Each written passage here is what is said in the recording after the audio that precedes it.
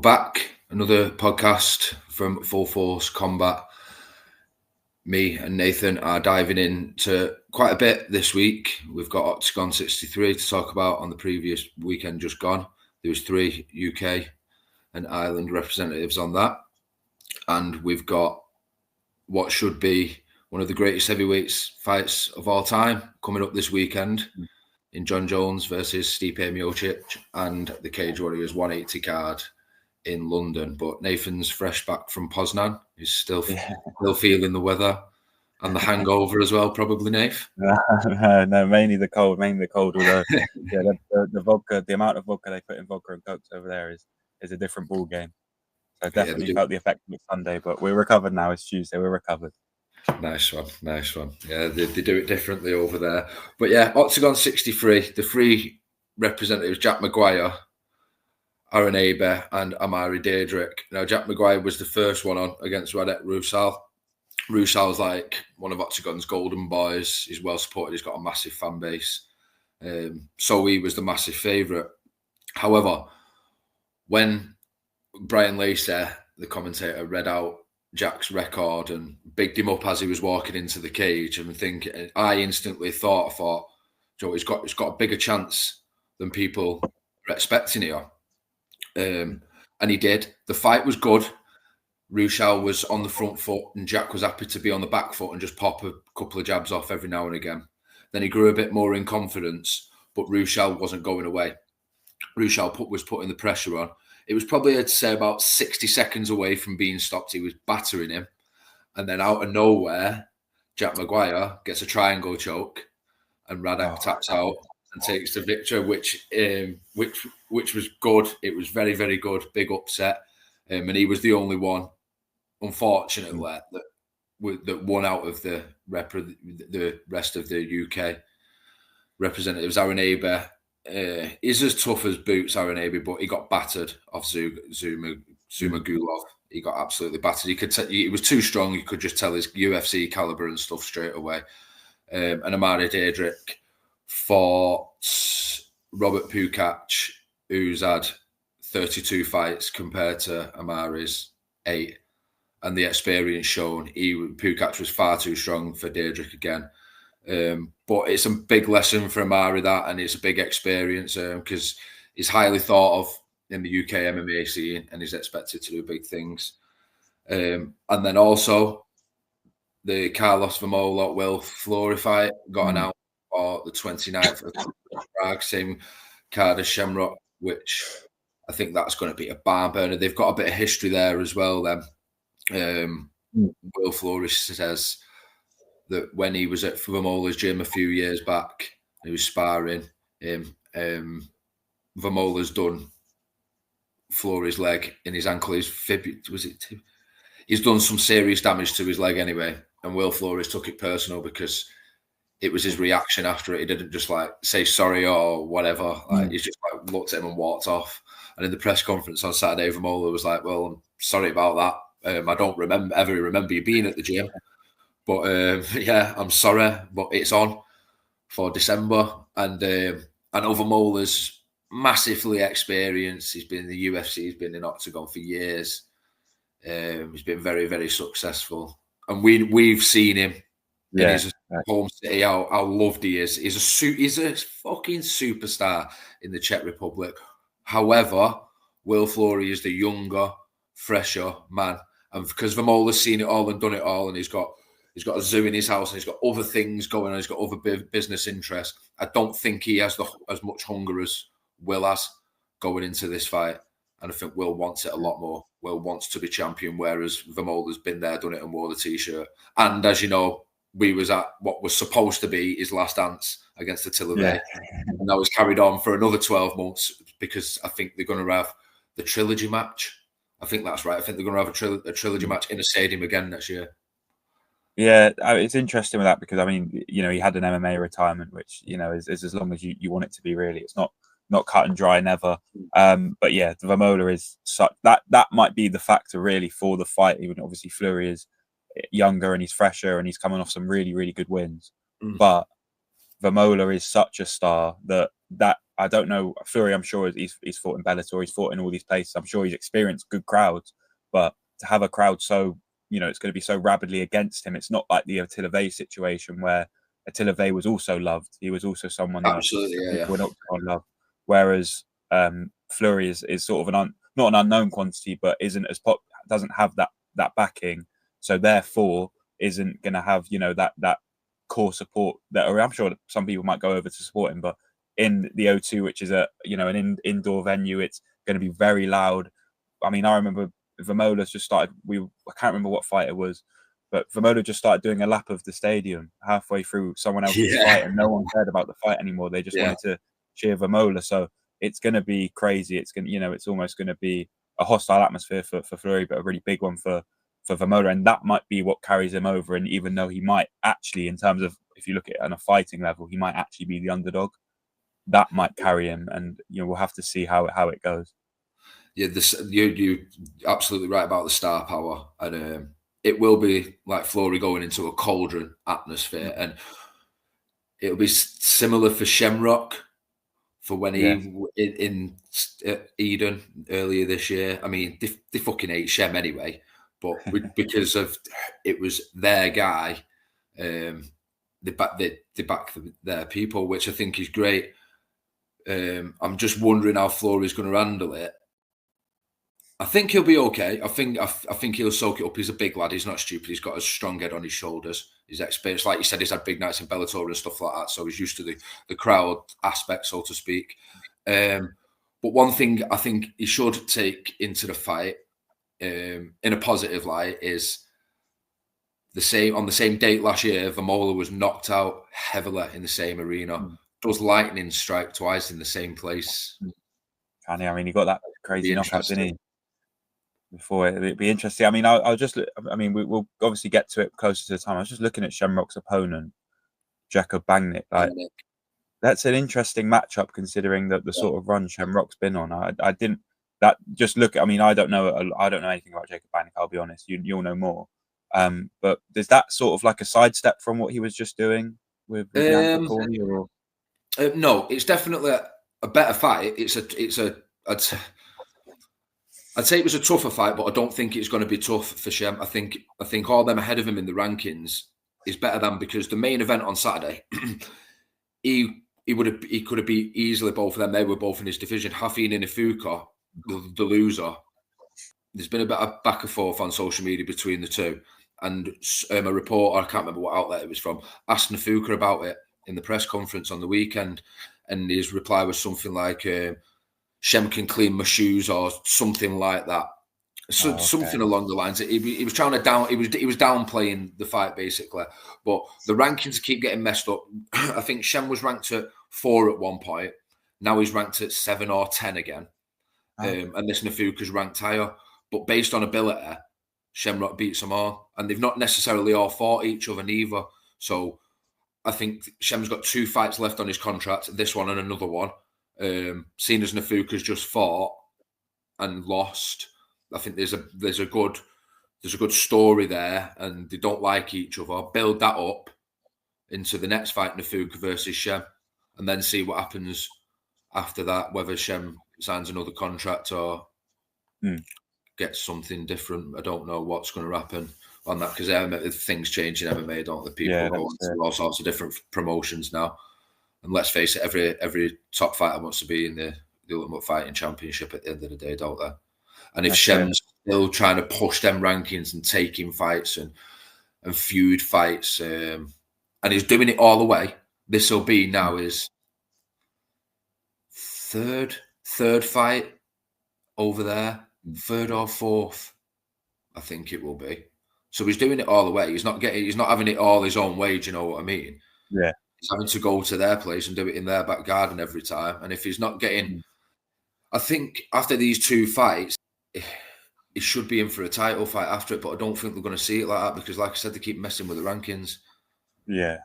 So we'll have to see. Again, he can't be complacent for it. He's going to have to win that battle against Bagnick. I mean, we speak about fights changing and how things can change in MMA. I mean, only last week or the week before, we had Adam Cullen on talking about his fight coming up against Tobias Harila at Cage Warriors.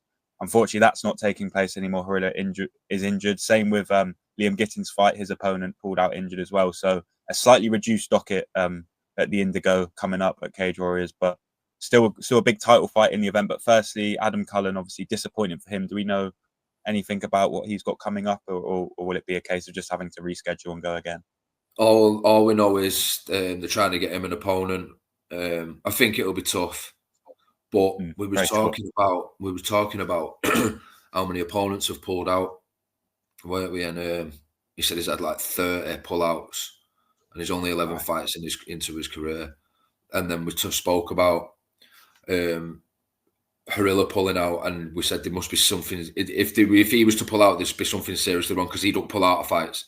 Yeah, he's an animal. He'll fight anyone. He won't pull out of fights. So on that front, I wish Harila well, and I hope that we could possibly get it rescheduled. That the Harila Cullen fight rescheduled down the line.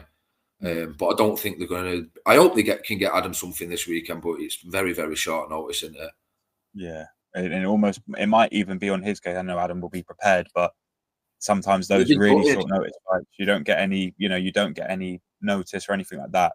They can provide a real sticky matchup as well. So maybe for the best that it just moves in a bit of time. And while it will be frustrating, obviously, to not have that fight, it might be for the best in terms of making sure the opportunity stays there. But as you say, hopefully that's the same as the Gittins and Quadrian fight, really, because Quadrian's a top wrestler. He won the prize fighter, and Gittins is a brawler. He can do it all, really. He's got a good all round game, and they're both on the cusp of the UFC.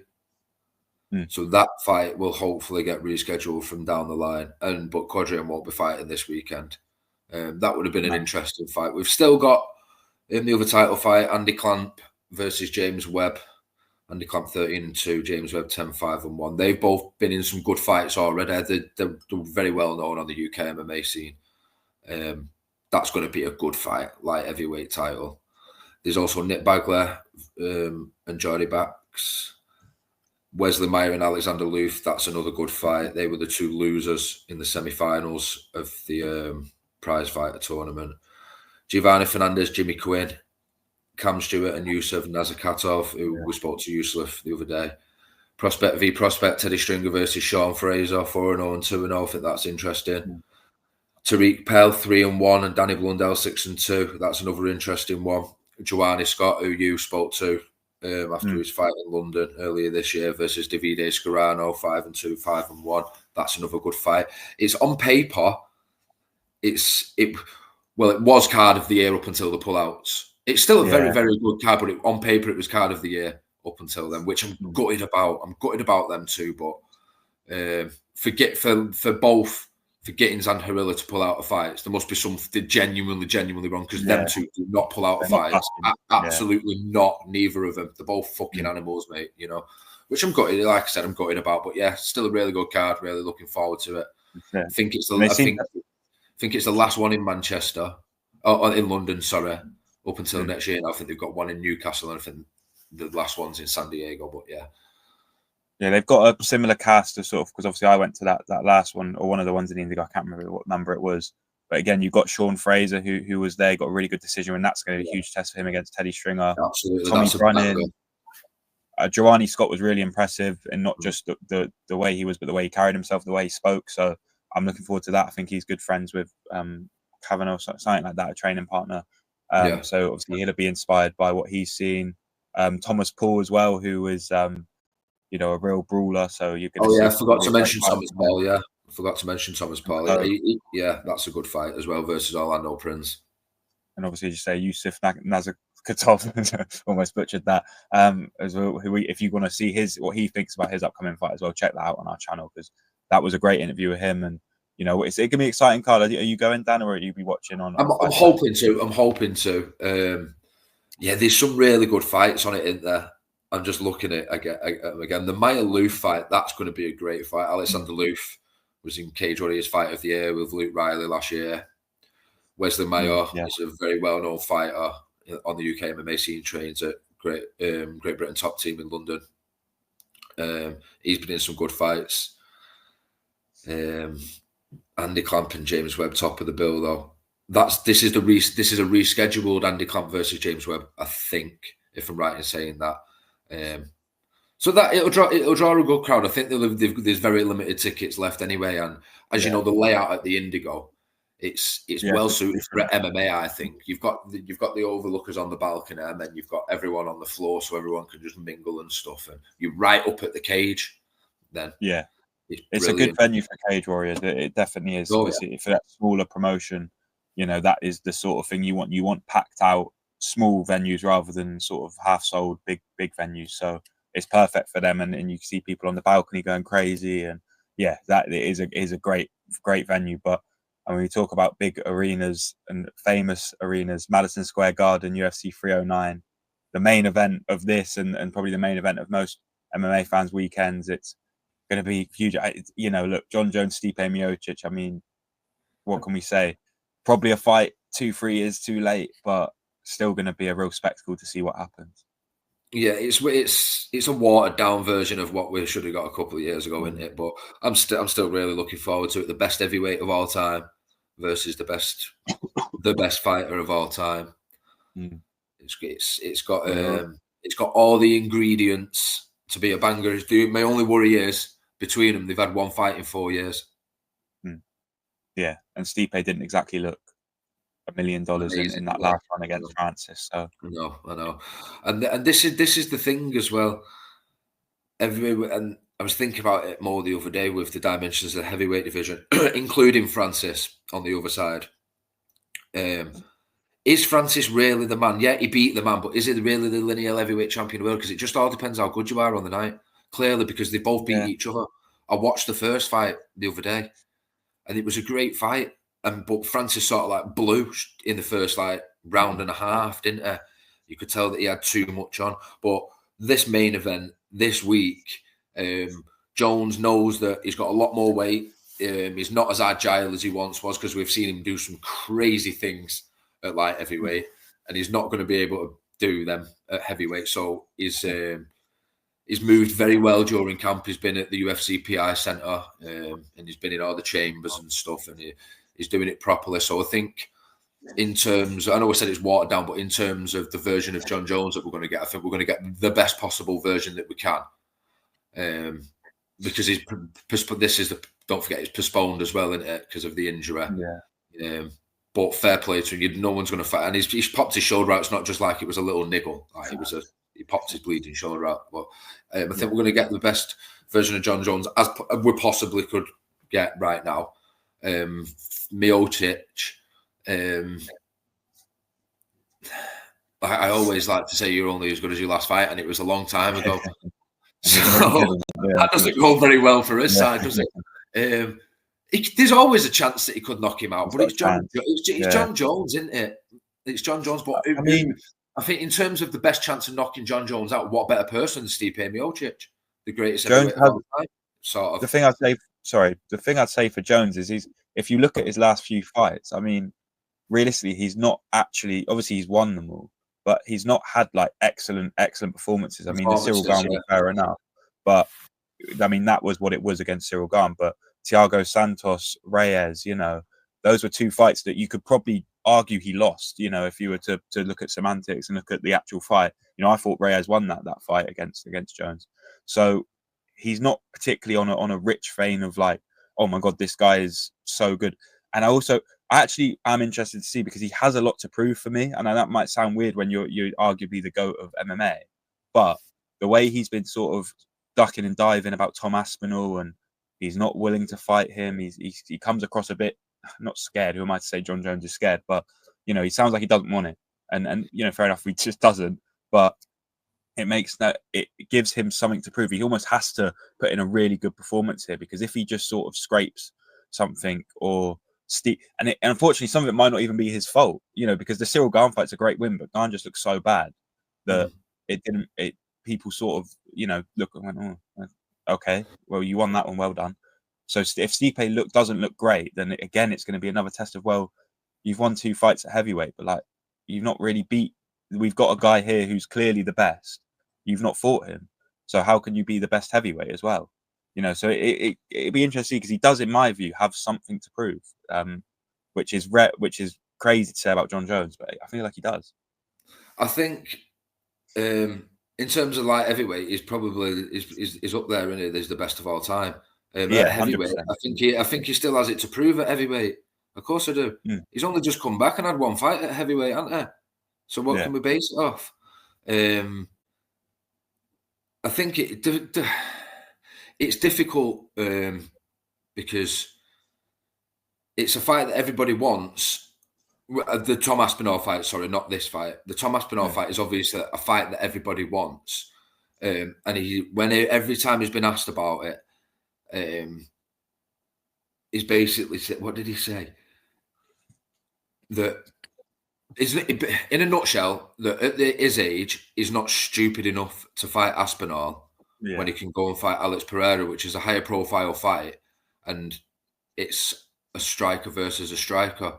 Well, it's a striker versus an all-rounder. I think he knows that Tom's, and he looks at Tom. You must look at Tom, and you know he's blowing everybody away in the first minute. So you look at that, and so for Jones's perspective, you're right. I think he's got to look fantastic against Miocic on Saturday to prove a point, and then if he goes and fights Pereira, beats Pereira, and he can just ride off into the sunset, can't he? And then when anybody asks him,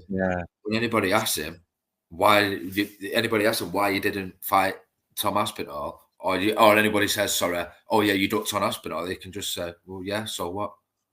I think it's, if John Jones was to fight Aspinall and lose, I don't think it's like this legacy killer that he seemingly must feel like it is, because people lose fights. That's normal. That I know it's not. I know in boxing it's a bit different, but in MMA people lose. You know, apart from Habib, and you know, I mean, Makhachev's been knocked out. John Jones hasn't technically lost, but you know, he's got one on his record. You've got GSP has lost. Everyone has lost. So I don't actually think it would be like this big. It would just be a case of, look, you fought someone that is like way younger, way fresher, and you lost. You came up short. Okay, you're still one of the best ever. You know, obviously going out on a loss might be. Do you not think now, especially at this stage of his career, it's the fear of losing? He's got this far now. It must be, yeah. It's the fear of fucking losing. That's what I'm saying. He's looking at Aspinall and he's thinking, fuck that. You don't want to lose. Wouldn't you? If you was John Jones in this situation now, you're fighting Stipe Miocic, who is an all-time best heavyweight without a shadow of a doubt. However, he's not fought for so many years. Yeah. And so with that fight and then the Pereira fight, they're a lot easier than fighting Tom Aspinall. Yeah, that's the route to take, really, if you're John Jones. But as a fan of MMA, I want to see Jones v Aspinall. Yeah, of course. From our point of view, from a fan's point of view, even the fighters, even other fighters, because everybody, don't matter who you are, if you're involved in combat sports or mixed martial arts, everybody's a fan. Yeah. You know what I mean? We're all fans at the end of the day. The fighters, the promoters, they're all fans. And the ultimate thing is we want to see the best fights possible, the best guy versus the best guy. And it's not just like Tom's knocking on the door and saying, hello, I'm number one here. I'm number one ranked contender. Is the interim champion. Now, if Dana didn't want Tom to fight John Jones, he wouldn't have ever made him the interim champion in the first place. What was the point in having that interim title fight for when this fight got postponed? I just think that fight's got to happen from a fans and a world MMA perspective, but from a John Jones perspective, like, he couldn't give a fuck.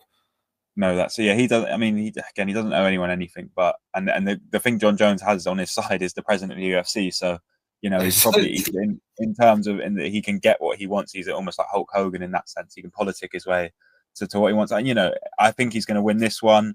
I think he'll probably. I don't know whether the Alex Pereira one's interesting because I could say he beat Alex Pereira, but then Alex Pereira might just knock him out. So I you know, he's capable of winning anything. But we'll have to see. I mean, for me, I have to be honest for this card, my main event isn't the actual heavyweight clash. My main event is Charles Oliveira and Mike Chandler, because that first fight was incredible. And I mean, it's Charles Oliveira, it's Mike Chandler. You know, these guys are just going to throw leather at every single opportunity, and they're going to surely put on a classic. Yeah, I think it's going to be like the first fight. Yeah, That's what I'm hoping for anyway. I mean, every MMA fan would, wouldn't it? It was one of the best fights of all time. yeah, I love it. Yeah, It's just Chandler. It's just an activity for Chandler. Oliveira's had good and bad results over the last 18 months, mixed, and he's already beat Chandler. So that's definitely going to give him the extra edge mentally. But Chandler's got a point to prove. He's got people on his side. People love him. The McGregor situation. Everyone's understood that he's been sat there waiting for McGregor to get his house in order for the last 12 months. It's not happened. So now he's have to move on quick. So at least he's here. At least he's in a fight week. You know, he bet he's water loading now. But he's getting his weight off. He'll be ready. He'll be ready, Chandler. I think he's really, really hungry. And what better point to prove it against someone that you've already got history with and who's already stopped you before. That's it. And I think it's going to be a great fight. Oliveira, you know, he's an interesting stage in his career. Chandler's probably on the sort of not downside, but he's coming to the end of his run at the top at least. Obviously waiting for that McGregor fight sort of killed him. And I don't think he was ever that top UFC level, but he was always a fantastic contender. He was always, you know, he's someone that is always going to guarantee a great fight. I think Oliveira is going to win. As you say, I think it's going to probably go a similar way. I'll be interested to see how Chandler looks. Obviously, he's had a good week with Trump getting elected and all that. But, you know, in terms of fighting, I'm not sure whether he's really got, you know, we'll have to see how he looks after such a long spell out. Michael Chandler's not someone that's going to be out of shape, but being ready to fight is a different thing. I hope Oliveira wins in the sense of we were going to do a podcast where we spoke about the UFC 308 fighters and where we see them next. What I was going to say on that is I want to see Charles Oliveira v Max Holloway. And I think if Charles Oliveira wins, we can get that fight and that would just be a classic. And I mean, I think they had a fight already and it ended because of injury. And so to see those two, who are two of the most exciting fighters in the world, go at it, that's my agenda now. So I really want to see that. So I'm rooting for Oliveira, just generally anyway, but also so I can see that fight. Yeah, I think I like that. I like that. I really do like that. I think for Holloway as well, who's going to have a 6-month break now. That's a proper fun fight with a guy that's got a very similar style to come back to. That's it. Yeah, that's and I think Holloway's in that position all over now. it. Yeah, I think Holloway's in that position now where he'll probably get another crack at Sporia, but he just book him in fun. He just needs a fight, a main event fight like an Oliveira, and perfect dance partner, and just get him in it all of that. I mean, you look down this card, you know, it's a mixed card. Obviously, we've got some British representation. We've got Oban Elliott fighting Basil Hafez. What's your thoughts on that one? I like Oban. I always have. And Chael Sonnen likes him as well. Everybody likes Oban. He's a warrior. I don't know too much about Basil Hafez, his opponent. He gave Jack Madlena a really hard fight. I know that. Right. Okay. But so Oban come through on the Contender Series, and now he's 2-0 in the UFC. But his cage warriors in he went. Yeah, I think Hafez is a very heavy wrestler. I don't know how that will play into that, but I remember that fight. Madeleine, it was short notice, and he did really well in that, and was only a split loss. So and he's won his other fights in the UFC. So it will that's a really tough test for Elliott. But obviously, you're in the UFC, so you're going to have to have him. And another tough test, Bo Nickel. He's only 6 fights into his career. Yeah. Paul Craig. He's had nearly 4 times the amount of fights. Yeah. But Bo Nickel's a heavy favourite. He's highly thought of, isn't he? And now he's been through into the deep end, really, isn't he? Yeah, I think this is favourable matchmaking for Bo Nickel because he didn't really have it all his own. He won the fight against Brunge. He didn't have it all his own way. But Paul Craig is someone that doesn't mind being taken down. So, for someone like Nickel, it's going to be relative. He's going to want to get the takedowns, and the issue what it might turn into is another sort of flat display where he can take him down, but he can't finish him because Craig's so excellent on the ground.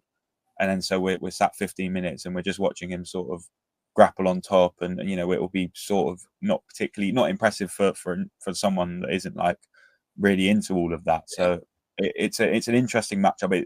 Again, I think it's done favorably. I don't think they're going to put him in with someone that is excellent when it comes to defense and striking. Craig is obviously not bad at any of those things, but I think we've seen. But he's a solid enough. He's all round. He's a solid enough. And he's a good name as well. And he likes to say he doesn't mind being taken down because he's best off his back. So that will be the. I think that's why they've done it, to be honest. And it's a really good name because Craig's a great fighter. Yeah, so absolutely. I think it's favourable. And I don't need to see Bo Nickel on the main card, truthfully, but he's there. He's someone that they've got a lot of bank in and they a lot of stock in. They really want him to be a success. And he's sort of, he's young, fresh faced, and they're putting a lot in him to be a star. And so, it's unfortunately for him, even though he's really in his infancy in his career, he sort of needs to deliver because that's the situation he's been put in. He absolutely needs to deliver because he's only 6-0. So, like you said, they've got a lot of bank in him. He's very high up on the card. And for a name like Paul Craig, so for when Bo Nickel's championing, or they hope to get him into a position where he can fight for the title, when they look back at his record, they can say like, well, look, he fought Paul Craig when he was only 6-0 and da-da-da-da-da. So he's done it in a respectable way.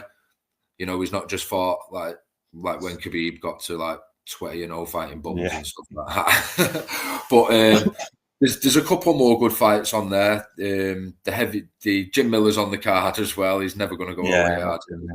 Marcin Tybura and Jonata Diniz. Now that's a good fight. That's at heavyweight. And Jonata Diniz, I've seen a bit of him, but he's an 8-0 Brazilian. Big test against Tybura. But if Diniz wins this, he could end up high up in the rankings. I'd like him to fight Mick Parkin, who's just crept in the rankings. But I think Diniz will be looking ahead now and not behind. But he was booked to fight Lewis, wasn't he? Because I've got my eyes on this fight, especially because it's a heavyweight fight on a card that's headlined by the Heavyweight Championship of the World. And for two, it's interesting to see who's going to be coming through next in line, because you look at everyone who Tom Aspinall's beat now. He's beat nearly everybody in the top 10.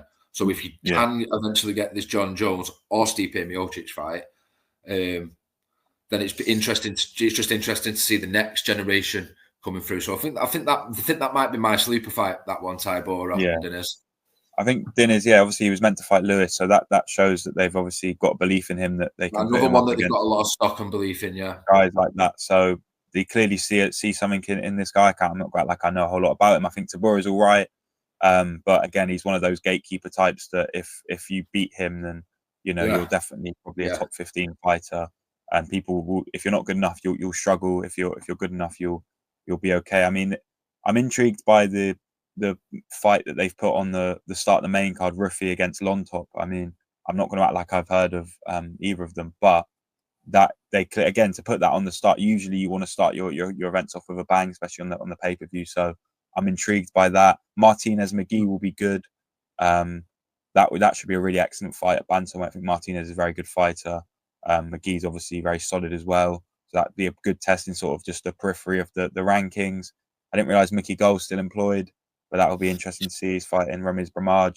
And that, again, we'll have to see how that goes. I'd be curious with that one. They've got some women's fights on there too. Weidman, maybe his last dance against Anders in the prelim headliner. We'll have to see where he's at, because again, another guy that's sort of over the hill now. Just we'll have to see, because again, there's only so much productive stuff you can do. So if he loses to Anders, you would say that's probably it for an MMA legend in Chris Weidman, but that would be it if he was to lose to Eric Anders, at least in terms of seeing him as anywhere near a threat in the rankings. Yeah, all in all, it's I think obviously the main event and the Oliveira. It's top heavy, fight, It's top heavy, and then there's. They can all produce. You never know what's going to happen, do you? But on paper, it doesn't scream. Like 300.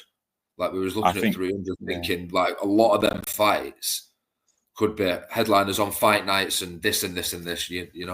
A few of these probably could. Tybura and Diniz definitely could be a headliner on a fight night. But you're not going to. Besides Oliveira and Chandler, which could steal the show. John Jones isn't, and Dana White's not going to want 2 minute excellent fights to outshine John Jones. Do they? Yeah. don't want to take the It's like that limelight away. McGregor thing, isn't it? His cards were never like super strong. It was just Conor McGregor's on the top of the bill. So it's almost like a boxing card in that sense, where you've got your big 2 fights and the rest aren't bad, and you never know what might happen. The money goes to the main event, and then everybody else just gets the scraps. That's it. But we'll have to see. It'll be a couple interesting cards. Hopefully, if you do make it to Cage Warriors, we'll be able to get some behind the scenes, some interviews. If not, we've got plenty already from before the fights. Yusuf Nazarkatov, Adam Cullen, obviously, unfortunately, he's not fighting, but still check that out anyway. And yeah, and we'll hopefully be back for some post UFC 309 chat and Cage Warriors chat as well. Absolutely. And everybody, just go and check out www.hes-hes.co.uk for all your bespoke custom gym designs. You can see the catalogue there. Where Andy Ward, who runs Hes Boxing, has collaborated with Rival Boxing Gear, and they make speed bags, custom rings. Everything is made them for world heavyweight boxing champion Alexander Usyk. Gyms all over the country, and they're the best in the game. So go and check them out. Tell them we sent you, and he will hook you up. Thanks for this week, Nathan. As you say, we'll check in after Cage Warriors and 309 this weekend. Thank you, guys.